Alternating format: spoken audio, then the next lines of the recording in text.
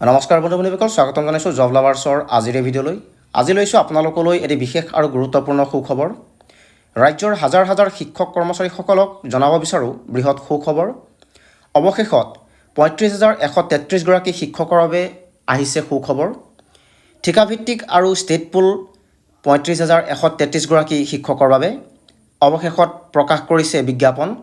তেওঁলোকৰ নিয়মীয়া নিযুক্তিৰ বাবে চৰকাৰে ব্যৱস্থা গ্ৰহণ কৰিছে আৰু ইয়াৰ বাবে বিজ্ঞাপন প্ৰকাশ কৰিছে ৩৫,১৩৩গৰাকী শিক্ষকৰ বাবে। ইয়াত আবেদন কৰিবলৈ কি কি চৰ্ত ৰাখিছে, কেতিয়াৰ পৰা আবেদন কৰিব পাৰিব, কি কি নথি পত্ৰৰ প্ৰয়োজন হ'ব, সবিশেষ আপোনালোকক জনাব বিচাৰোঁ। সেয়েহে ভিডিঅ'টো সম্পূৰ্ণকৈ চাব। প্ৰথমতে লিখিছে যে প্ৰাৰ্থীসকলে কণ্ট্ৰেকচুৱেল বা ষ্টেট পুল হিচাপে সৰ্বশিক্ষাৰ অধীনত কৰ্মৰত হ'ব লাগিব। লগতে তেওঁলোকে ৩১ জুলাই ২০২৪লৈকে ন্যূনতম ৫ বছৰ চাকৰি কৰি থকা হ'ব লাগিব। তেওঁলোকে আবেদন কৰিব লাগিব DEE.assam.gov.in জৰিয়তে ৬ আগষ্টৰ পৰা ১২ আগষ্টৰ ভিতৰত। কোনো ধৰণৰ অফলাইন এপ্লিকেশ্যন গ্ৰহণ কৰা নহ'ব।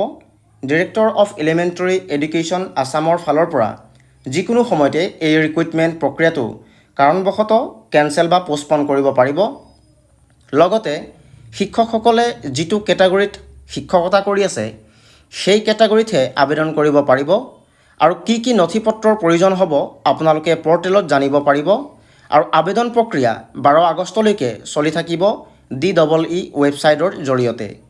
বন্ধু বান্ধৱীসকল, ভিডিঅ'টি চাই কেনে পালে জনাব, আৰু যদি ভিডিঅ'টি চাই ভাল লাগিল আৰু ভিডিঅ'টি আপোনাক অকণমান হ'লেও সহায় কৰিছে তে লাইক আৰু শ্বেয়াৰ কৰি দিব। আৰু এনে কিছু নতুন নতুন চাকৰিৰ বিষয়ে জানিবলৈ মোৰ লগত জড়িত হৈ থাকিব আৰু মোৰ চেনেলটিক ছাবস্ক্ৰাইব কৰি ল'ব। এনে কিছু নতুন নতুন চাকৰিৰ বিষয় লৈ পুনৰ এটি নতুন ভিডিঅ'ত লগ পোৱাৰ আশাৰে ধন্যবাদ।